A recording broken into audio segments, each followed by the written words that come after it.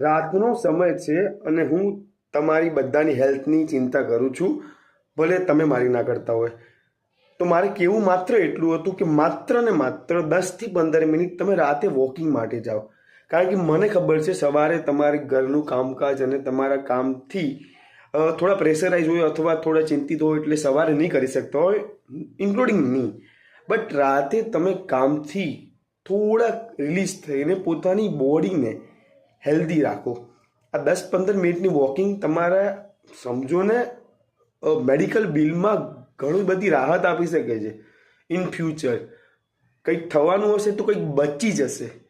આ વસ્તુ ત્યારે જ સમજાય જ્યારે કંઈક થાય, અને પછી મારી સલાહ યાદ આવશે તો કદાચ બહુ મોડું થઈ ગયું હશે.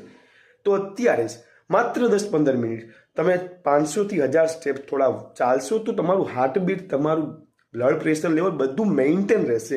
અને તમારું જે માઇન્ડનું પ્રેશર લેવલ, ખરેખર કોઈ સાયકેટ્રિસ્ટની જરૂર નથી જો તમે જ તમારા શુભચિંતક બની જાઓ તો. પ્લીઝ આટલું માનજો. તમારા માટે નહીં તો તમારા બાળક માટે વિચારજો, તમારા બાળક માટે નહીં તો તમારા પેરેન્ટ્સ માટે વિચારજો, કોઈકના માટે વિચારીને ચાલજો. કારણ કે મને ખબર છે તમે તમારું વિચારીને તો નહીં જ ચાલો. મેં ઘણા બધાને એડવાઇસ આપી છે પરંતુ નથી માની. એટલા માટે કોઈનું વિચારીને ચાલજો, કારણ કે આ શરીર દુનિયાની સૌથી મોટી સંપત્તિ છે.